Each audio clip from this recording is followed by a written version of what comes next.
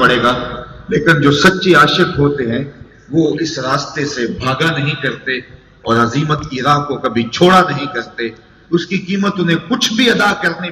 پڑے جان تک وار نہ پڑے تو وہ اس سے بھی گریز نہیں کیا کرتے. تو ان اصحاب عزیمت کی کہانیاں اور ان کے دردناک قصے آپ سیرت کی کتابوں میں پڑھ سکتے ہیں. حضرت سمیہ کا خون مکے کی سرزمین پر بہنے والا پہلا خون ہے، جن کے پاکیزہ خون سے مکے کی سرزمین لالازار بنی. اور پھر حضرت یاسر اور حضرت عمار ابن یاسر، ان سب کو کن کی اذیتوں کا سامنا نہیں کرنا پڑا، لیکن یہ خندہ پیشانی سے ہر دکھ کو قبول کرتے اور حضور کے ساتھ ان کا جو رشتہ محبت تھا اس پر انہوں نے آنچ نہیں آنے دی. لیکن یہ حضور علیہ الصلوۃ والسلام کی طبیعت پر اتنا گراں تھا کہ حضور کے غلاموں کو مارا جاتا تھا، پیٹا جاتا تھا اور ان کو اذیتوں سے دوچار کیا جاتا تھا. حضور کی راہوں میں کیا کانٹے نہیں بچھے، کیا حضور کے مبارک گلے میں کپڑا ڈال کر تاؤ نہیں دیے گئے. تاریخ پڑھیے، حضور سجدہ ریز ہیں تو آپ پر اجری ڈال دی جاتی ہے، اور کن کن مصیبتوں اور کن کن مشقتوں کا حضور کو سامنا کرنا پڑتا ہے. لیکن راہ حق کا سفر جاری ہے. لیکن جب مکے والوں کی دشمنی اور ان کا انداز اس قدر جارحانہ ہو گیا تو اللہ کے حکم کا انتظار تھا کہ اللہ کا حکم آئے اور ہم شہر مکہ چھوڑ جائیں. اور اللہ کا حکم آنے والا تھا تو حضرت ابو بکر صدیق رضی اللہ تعالی عنہ سے کہا کہ ابو بکر، ہجرت کا حکم آنے والا ہے، تم تیار رہنا. اور پھر جس رات حضور کے گھر کا محاصرہ کیا گیا اور آقا کریم ان کی صفوں کو چیر کر کے رات کے اندھیرے میں نکلے اور حضرت ابو بکر رضی اللہ تعالیٰ عنہ کے دروازے پہ پہنچے، جا کے دستک دینے کی نوبت ہی نہیں آتی ہے کہ حضرت ابو بکر صدیق تیار کھڑے ہوئے نظر آتے ہیں. یہ ہے ان کا اپنے وطن کی قربانی کے لیے تیار ہے. اذان یہ ہے ان کا اپنے وطن کی قربانی کے لیے تیار رہنا. تو وطن کی قربانی پیش کی، اور اسی سفر میں حضرت سیدنا صدیق اکبر رضی اللہ تعالی عنہ کا اپنی جان کو جوکھوں میں ڈال کر کے حضور کو راحت اور آرام پہنچانے کا ایک واقعہ آپ نے بارہا علماء سے سنا. سیرت پڑھنے والوں کے دلوں پر یہ واقعہ نقش ہے، اور اہل ایمان اس واقعہ سے بہت ساری روشنیاں اور قربانیوں کے جذبے سیکھتے ہیں. کہ جب حضور علیہ السلام کو لے کر کے غار ثور پہ حضرت ابو بکر صدیق پہنچے، اور یہ کتنا کٹھن اور مشکل راستہ تھا. اللہ اکبر. یہاں لوگ حج یا عمرے کے لیے جاتے ہیں تو دل میں شوق پیدا ہوتا ہے کہ اس جگہ کو دیکھیں جہاں چند دن میرے حضور نے گزارے تھے، اور لوگ غار ثور کو دیکھنے کے شوق میں اس اونچی پہاڑی کے اوپر چڑھنے کی کوشش کرتے ہیں کہ وہ مبارک جگہ اور وہ مقدس مقام دیکھ لیا جائے جہاں حضور کے انفاس کی خوشبو کی مہک آج بھی اہل ایمان کو نور دیتی ہے. مشہور وحدی نے کیا خوب کہا تھا، چند لمحوں کے لیے ٹھہرے تھے تم جس پیڑ کے نیچے، چند لمحوں کے لیے ٹھہرے تھے تم جس پیڑ کے نیچے، سنا ہے آج تک اس پیڑ کا سایہ مہکتا ہے. تو آج بھی اس غار سے مہک ہے، مہک پھوٹ رہی ہے اور خوشبوئیں نکل رہی ہیں. انفاس پیمبر کی خوشبو سے آج بھی وہ غار معطر ہے. تو اس غار کو دیکھنے کے شوق میں کشاں کشاں لوگ کہاں کہاں سے آ کر کے وہاں اس پہاڑ پر پہنچنے کی کوشش کرتے ہیں. اور میں نے دیکھا ہے کہ بہت سارے لوگ تو اس کی اونچائی کو دیکھ کر کے چڑھنے کی ہمت ہی نہیں کرتے، اور کچھ لوگ تھوڑا دور جا کر کے پھر واپس پلٹ آتے ہیں. اللہ اکبر. اور جو اس غار تک پہنچنے میں کامیاب ہو جائے وہ اپنے آپ کو خوش نصیب سمجھتا ہے.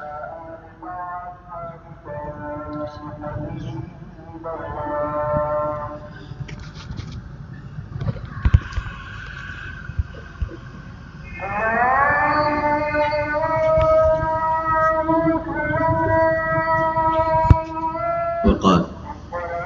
تو میں عرض کر رہا تھا کہ وہ بلند اور اونچا پہاڑ جہاں اپنے وجود کو لے کر کے پہنچ جانے والا اپنی قسمت پہ نازا ہوتا ہے اور وہ سمجھتا ہے کہ میں بڑا باہمت ہوں کہ یہاں تک چڑھ آیا ہوں، اور راستے میں کئی مرتبہ سانس بھی لیتا ہے، تو جہاں خود چڑھنا کٹھن اور مشکل ہے، میں سلام نہ پیش کروں سیدنا صدیق اکبر کی ذات کو کہ وہاں حضور کو کندھوں پہ اٹھا کے لے کے گئے،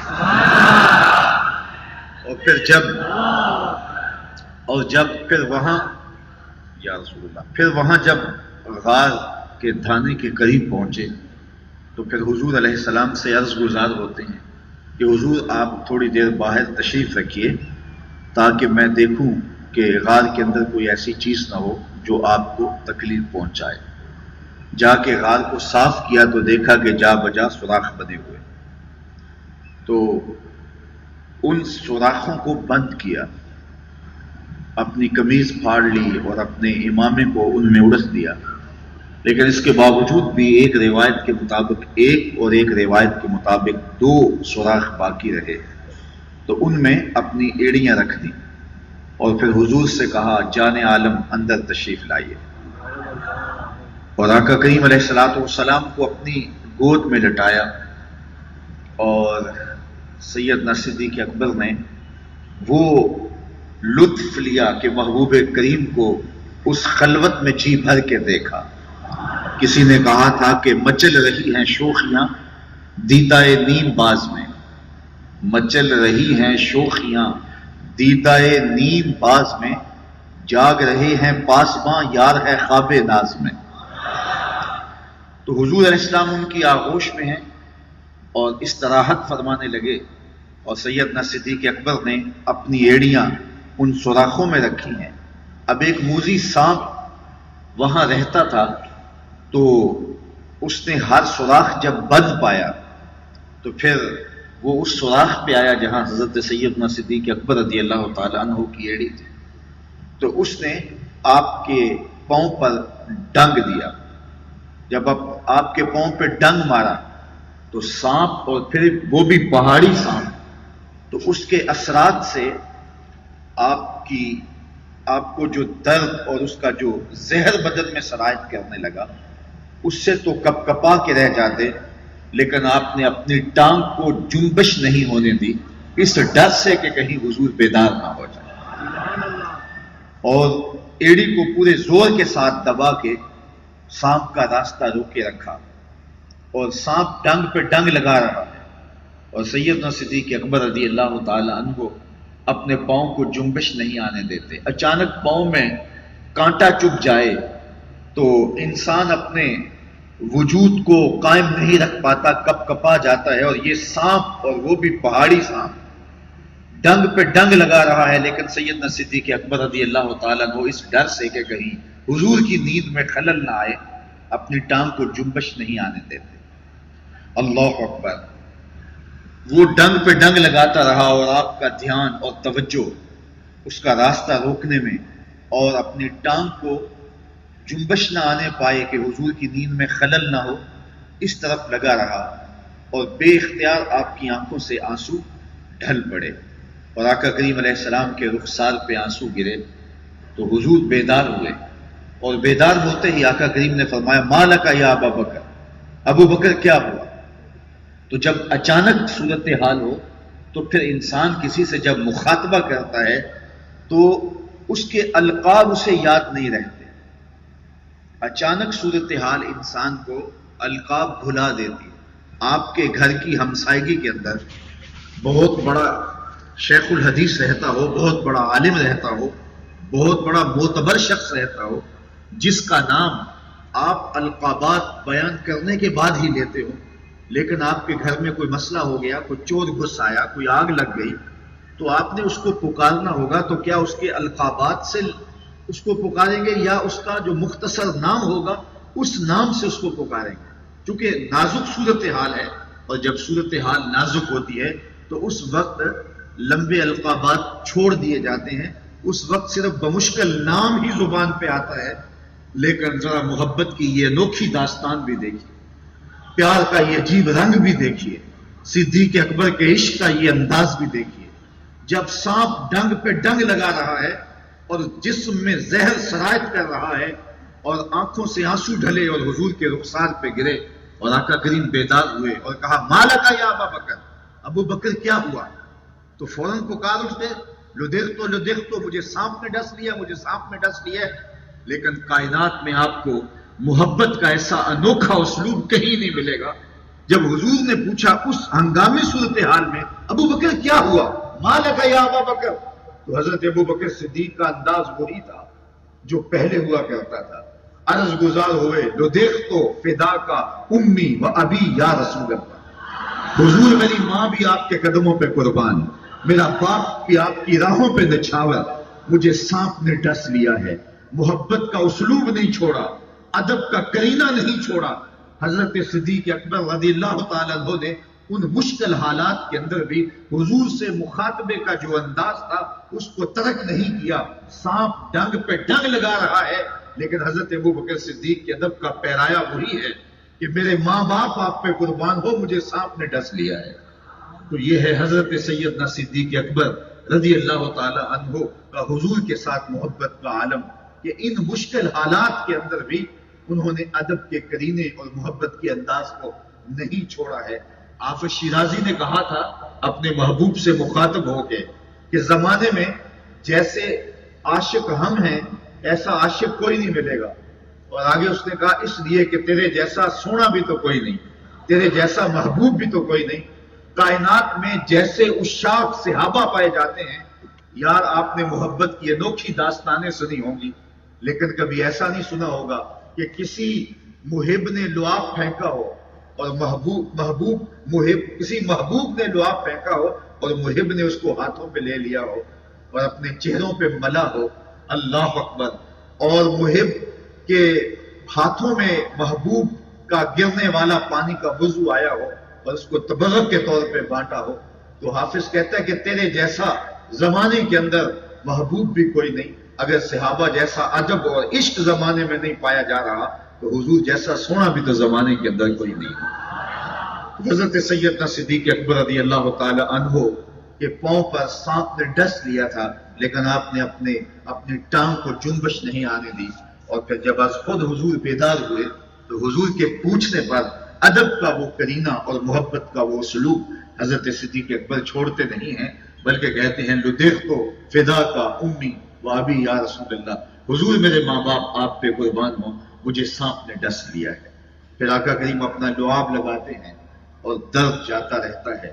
تو حضرت سیدنا صدیق اکبر وطن کی قربانی پیش کرتے ہیں تو ایک لمحہ کا تحمل کیے بغیر حضور نے کہا تھا تیار رہنا، تو مستعد اور تیار ہو کے کھڑے ہیں کہ کب بلاوا آئے، کب حضور کا حکم ہو اور میں سب کچھ حضور کی راہوں میں قربان کر دوں۔ وطن چھوڑا، جان کی بات آئی تو اپنی جان کو ہر لمحے حضور کی راہوں میں نچھاور کرنے کے لیے تیار نظر آتے ہیں۔ انسان کو اپنے مال سے بڑی محبت ہوتی ہے، مال بڑا پیارا ہوتا ہے، انسان محنتوں سے، خون پسینے کی کمائی سے اس کو حاصل کرتا ہے۔ اب آئیے حضرت سیدنا صدیق اکبر رضی اللہ تعالیٰ عنہ کی یہ قربانی بھی کائنات کے اندر ایک انوکھے انداز میں دیکھنے کو ملتی ہے کہ جب ایک غزوے میں حضور نے مال طلب کیا، ہوتا یہ تھا جب بھی حضور کوئی ایسا اعلان کرتے تو حضرت سیدنا صدیق اکبر سب سے آگے بڑھ جاتے۔ حضرت عمر رضی اللہ تعالیٰ عنہ فرماتے ہیں کہ میں خاصا خوشحال تھا اور میں نے سوچا کہ آج تو میں کسی کو اپنے سے آگے نہیں بڑھنے دوں گا، اور میں گھر کا آدھا مال لے آیا اور حضور کی خدمت میں پیش کر دیا، اور جب حضور نے دیکھا تو خوش ہوئے اور کہا کہ عمر گھر والوں کے لیے کیا چھوڑا ہے؟ تو میں نے کہا حضور جتنا لے آیا ہوں اتنا ہی اپنے اہل خانہ کے لیے چھوڑ آیا۔ تو آقا کریم خوش ہوئے، تحسین فرمائی، دعا کی۔ آقا کریم کے چہرے پہ آثار مسرت تھے۔ حضرت عمر کہتے تھے میرے دل میں خیال آ رہا تھا کہ آج تو راہ خدا میں مال کو قربان کرنے والوں میں سب سے آگے اگلی صف میں ہی کھڑا نظر آؤں گا، لیکن تھوڑی دیر کے بعد حضرت ابوبکر صدیق حاضر خدمت ہوئے اور گھر کا سارا اثاثہ سمیٹ کے لائے اور حضور کے قدموں میں ڈال دیا، اور آقا کریم نے فرمایا ما ابقیت لأہلک یا ابا بکر، ابو بکر اپنے گھر والوں کے لیے کیا چھوڑا؟ تو سنو حضرت ابوبکر صدیق نے کیا جواب دیا۔ حضرت عمر تو سوچ رہے تھے کہ آج میں اپنے سے آگے کسی کو بڑھنے نہیں دوں گا، آدھا مال لے آیا ہوں، آدھا گھر والوں کے لیے چھوڑ آیا ہوں۔ اب یہ اپنا مال پیش کرتے ہیں تو حضور کا سوال ہوتا ہے، ماں اب کہتا لیا لے کا یا ابا بکر، ابو بکر گھر والوں کے لیے کیا چھوڑا ہے؟ تو حضرت ابو بکر عرض گزار ہوتے ہیں، اب کہ تو لہو اللہ و رسولہ، حضور میرے سامنے بھی آپ ہیں، میرے گھر میں بھی آپ بھی، میں گھر والوں کے لیے اللہ اس کے رسول کی محبت چھوڑ آیا ہوں۔ اللہ اکبر، میں سارا مال آپ کے قدموں میں پیش کرتا ہوں، حتیٰ کہ سوئی بھی گھر میں نہیں چھوڑی، اپنا لباس بھی اتار کر کے ڈال دیا اور خود ٹاٹ پہن لیا اور سارا مال حضور کی خدمت کے اندر پیش کر دیا۔ اور آقا کریم نے پوچھا تو کہا حضور گھر میں اللہ اس کے رسول کا پیار چھوڑا ہے،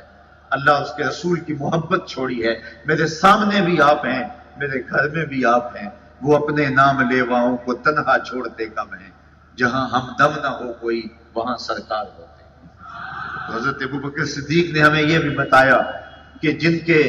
گھروں میں حضور کے پیار کی خوشبو ہوتی ہے وہ گھر خالی نہیں ہوتے، وہاں حضور علیہ الصلوۃ والسلام کی جلوہ سامانیاں ہوتی ہیں، وہاں حضور کے پیار کی مہک کسی کمی کا احساس نہیں ہونے دیتی۔ جب وہ گھر میں موجود ہیں، جب ان کی مہک گھر میں موجود ہے، جب ان کے پیار کی خوشبو پھیلی ہے، تو ہمارا گھر خالی کیسے ہو سکتا ہے؟ شکا رجل الی رسول اللہ دیک المعیشۃ والفقر، ایک شخص حضور کی خدمت میں حاضر ہوا اور عرض کی حضور تنگ دست بڑا ہوں، غربت نے کمر توڑ دی ہے، کثیر العیال ہوں اور ذرائع آمدنی بہت تھوڑے ہیں، میرے لیے کوئی نسخہ تجویز کیجیے۔ سنو میرے حضور نے اسے کیا نسخہ تجویز کیا۔ حضرت سہل بن سعد الساعدی رضی اللہ تعالیٰ عنہ اس حدیث کے راوی ہیں، حضور کی بارگاہ میں عرض کی حضور کثیر العیال ہوں اور ذرائع آمدنی بہت تھوڑے ہیں۔ فرمایا کہ جب تو گھر جائے تو گھر والوں کو السلام علیکم کہہ دیا کرو اور اس کے بعد ایک مرتبہ سورہ اخلاص پڑھ دیا کرو، یہ تیرا وظیفہ ہے، جو ہی گھر جاؤ السلام علیکم، اس کے بعد ایک مرتبہ سورہ اخلاص پڑھ دیا کرو۔ اور آقا کریم نے فرمایا کبھی ایسا ہو کہ تم گھر جاؤ، گھر کوئی بھی موجود نہ ہو، فرمایا عمل چھوڑنا نہیں، فسلم علیہ، پھر تو مجھے سلام کہہ دینا۔ وہ اپنے نام لیواؤں کو تنہا چھوڑتے کب ہیں، جہاں ہم دم نہ ہو کوئی وہاں سرکار ہوتے، کہا پھر مجھے سلام کہہ دینا۔ وہ صحابی کہتے میں نے عمل شروع کر دیا، جب بھی گھر جاتا السلام علیکم، اس کے بعد ایک مرتبہ سورہ اخلاص پڑھ دیتا، اور کبھی ایسا ہوتا گھر میں کوئی موجود نہ ہوتا، پھر تو مجھے چاہ چڑھ جاتے، پھر تو خوشی کا ٹھکانہ نہ ہوتا، پھر حضور کی بارگاہ میں سلام پیش کرتا اور اس کے بعد میں سورہ اخلاص پڑھ دیتا۔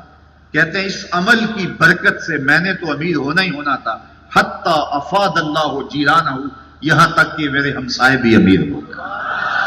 حضرت صدیق اکبر بولے اب کہہ تو لہم اللہ و رسولہ، میرے لیے اللہ اور اس کا رسول کافی ہے۔ اللہ اکبر۔ تو مال کی بات آئی تو سارا مال حضور کے قدموں میں پیش کر دیا۔ انسان اپنی اولاد کے لیے اپنی جان سے بھی کھیل جاتا ہے، لیکن حضرت سیدنا صدیق اکبر کی یہ کہانی بھی کتنی دل آویز ہے۔ پہلی بات تو یہ سنیے کہ یہ سیدنا صدیق اکبر رضی اللہ تعالی عنہ کو اعزاز حاصل ہے کہ آپ کی 4 پشتیں صحابی، اور یہ شرف صرف آپ کو ہی نصیب ہوا ہے۔ آپ کے والدین، خود آپ کی اولاد اور اولاد کی اولاد، 4 پشتوں کو اس شرف سے ممتاز کیا گیا۔ لیکن ابتدا میں آپ کے والد بھی اسلام نہیں لائے تھے اور آپ کے بیٹے بھی اسلام نہیں لائے تھے، تو جب بعد میں اسلام لے آئے تو ایک دن گھر میں بیٹھے بیٹھے بات ہوئی تو آپ کا بیٹا عبد الرحمن بن ابی بکر آپ سے عرض کرنے لگا کہ ابا جان، بدر کی جنگ میں آپ میری تلوار کی زد میں آ گئے تھے اور اگر میں چاہتا تو آپ کا سر قلم کر سکتا تھا، لیکن میں نے سوچا کہ میرا باپ ہے، میری تلوار جنبش کرے گی تو سر میرے باپ کا کٹے گا، تو اس خیال نے میرا ہاتھ روک لیا، اور اگر میں چاہتا تو آپ کو قتل کر سکتا تھا، آپ اس طرح میری تلوار کی زد میں تھے۔ تو انہوں نے وہ ماضی کی کہانی سنائی، تو حضرت سیدنا صدیق اکبر کا جواب کیا تھا؟ کہا بیٹا تو کافر تھا اس لیے تو نے مجھے چھوڑ دیا، کاش کہ تو میری تلوار کی زد میں آتا اور میں تجھے جو ہے وہ بیٹا سمجھ کے نہ چھوڑتا، محمد عربی کا دشمن سمجھ کے کاٹ دیتا۔ تو یہ تھی ان کی محبت اور یہ تھا ان کا پیار اور حضور علیہ الصلوۃ والسلام کے ساتھ ان کی وابستگی۔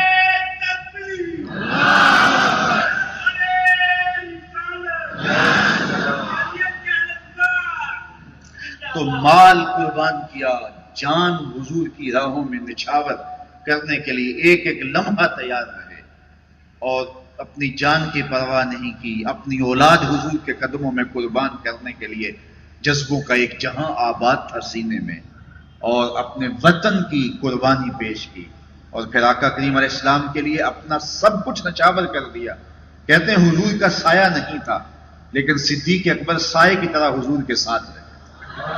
ایک ایک لمحہ حضور کے ساتھ رہے، کوئی وقت الگ نہیں کاٹا، بس حضور کے ساتھ، یہاں تک کہ اللہ نے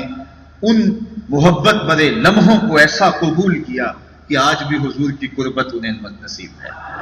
آج بھی آقا کریم علیہ السلام کی قربتیں انہیں حاصل ہیں۔ ایک پہلو میں حضرت ابو بکر صدیق رضی اللہ تعالی عنہ اور حضرت عمر رضی اللہ تعالی عنہ تشریف فرما ہیں۔ ایک دن حضور مسجد نبوی سے باہر نکل رہے تھے، دائیں ہاتھ میں ابو بکر کا ہاتھ تھا اور بائیں میں حضرت عمر کا ہاتھ تھا، اور ایسے باہر تشریف لا رہے تھے، آگے سے کچھ لوگ آئے تو ان کو دیکھ کے کہا ہاکذا نبعث یوم القیامہ، ہم قیامت کے دن قبروں سے یوں ہی اٹھائے جائیں گے۔ اللہ اکبر، ایک ہاتھ میں ابو بکر کا ہاتھ ہوگا، ایک ہاتھ میں عمر کا ہاتھ ہوگا۔ تو حضرت سیدنا صدیق اکبر نے ساری زندگی آقا کریم علیہ السلام کے ساتھ قربت کا وہ رشتہ رکھا، معیت کا وہ رشتہ رکھا کہ جو انتقال اور وصال کے بعد بھی نہیں ٹوٹا۔ حضور کے وصال کے بعد حضرت سیدنا صدیق اکبر رضی اللہ تعالی عنہ کی زندگی بہت زیادہ کٹھن ہو گئی تھی، اور حضور کی جدائی کا صدمہ انہیں توڑتا تھا اور ان کا کلیجہ پگھلاتا تھا، جن کے بغیر ایک لمحہ بھی نہ گزرتا ہو، ان کے بغیر زندگی کاٹنا کتنا مشکل ہوتی ہے۔ آپ جانتے ہیں حضور کے وصال کے بعد حضرت بلال شہر مدینہ چھوڑ کے چلے گئے، کہتے تھے ان گلیوں میں اب حضور دکھائی نہیں دیتے۔ اللہ اکبر، وہ داریہ میں جا کے سکونت پذیر ہو گئے تھے، شام کے ایک قصبے میں۔ اسی طرح صحابہ کی عجیب حالت تھی حضور کے وصال کے بعد، اور عجیب عالم تھا ان کے درد کا، اور عجیب کیفیت تھی، بلکہ وہ اونٹنی جس پر حضور سوار ہوا کرتے تھے وہ حضرت فاطمہ کے دروازے پر سر رکھ کے رویا کرتی تھی، اور حضرت سیدہ فاطمہ کہا کرتی تھی صبت علیہ مصائب لو انہا صبت علی الایام سرنا لیالیا، میرے اوپر وہ پہاڑ ٹوٹ پڑے ہیں دکھوں کے، اگر وہ دنوں پہ پڑ جاتے تو دن کالی راتیں بن جاتے۔ اللہ اکبر، سیدنا صدیق اکبر کے قلب کا عالم کیا ہوگا، لیکن خلافت کی جو ذمہ داریاں تھیں ان کو نبھایا، اور مانعین زکوٰۃ کے خلاف پوری قوت کے ساتھ کھڑے ہوئے، اور آپ نے یہ اعلان کیا کہ اگر وہ حضور کے زمانے میں ایک رسی بھی دیا کرتے تھے میں چین سے نہیں بیٹھوں گا جب تک وہ رسی بھی وصول نہیں کر لیتا۔ اور پھر جب ختم نبوت کی بات آئی اور حضرت سیدنا صدیق اکبر جس جلال کے ساتھ اٹھے، اور مسیلمہ کذاب کا جس طرح انہوں نے جو ہے وہ ناطقہ بند کیا اور اس کی سرکوبی کی، یہ تاریخ کا انوکھا اور البیلا باب ہے۔ حضرت سیدنا صدیق اکبر کا جب آخری وقت آنے لگا تو حضرت سیدنا علی المرتضیٰ سے فرمایا اے علی، جب میں مر جاؤں تو جن ہاتھوں سے حضور کو غسل دیا تھا انہی ہاتھوں سے مجھے غسل دینا۔ اور یہ وصیت بھی کی حضرت سیدنا صدیق اکبر نے کہ مجھے پرانے کپڑوں میں کفن دینا، نئے کپڑوں کا حقدار مرنے والے کی نسبت زیادہ زندہ رہنے والا ہے، اور پھر مجھے غسل دے کے، مجھے پرانے لباس میں کفن دے کے میری لاش کو اٹھانا، جنازہ پڑھ کے حضور کے قدموں میں لے جانا، اور عرض کرنا یا رسول اللہ ھذا ابو بکر یستاذنک، یہ ابو بکر ہیں جو آپ سے آپ کی قربت میں دفن ہونے کا اذن طلب کر رہے ہیں۔ اللہ اکبر، ایسا ہی ہوا۔ حضرت صدیق اکبر رضی اللہ تعالیٰ عنہ کا انتقال ہوا، فجاء علی مسترجعا، حضرت علی روتے ہوئے آئے، انا للہ و انا الیہ راجعون کے کلمات ان کی زبان پر تھے، اور خود غسل دیا، پھر جنازہ ہوا، اور پھر عاشق کا جنازہ مدینے کی گلیوں سے جو ہے وہ گھوم کر نکلا اور محبوب کے کوچے میں جا پہنچا، اور حضور کے روضہ انور کے سامنے آپ کا جسد اطہر رکھ دیا گیا، اور صحابہ نے حضرت انس کہتے ہیں عرض کی یا رسول اللہ یہ ابو بکر ہیں اور آپ کی قربت میں دفن ہونے کی اجازت مانگتے ہیں، اور یہ کہہ کے درود پڑھنے لگے۔ گنبد خضرا اس وقت تو تعمیر نہیں ہوا تھا، حجرہ عائشہ تھا اور اس کو باقاعدہ تالا لگا ہوا کرتا تھا، جس کی چابی حضرت سید عائشہ سلام اللہ علیہا کے پاس ہوا کرتی تھی، تو تالا خود بخود کھلا اور کنڈی کھلی اور اندر سے آواز آئی اوصل الحبیب الی الحبیب، لأن الحبیب الی الحبیب مشتاق، یار کو یار سے ملا دو، یار تو پہلے ہی یار کا انتظار کر رہا ہے۔ جے شک ہو بھی تے چل مدینے، جے شک ہو بھی تے چل مدینے، آ ویخ لے جوڑ مزاراں دا، بن یار نبی دیاں یاراں دا۔ وآخر دعوانا ان الحمدللہ۔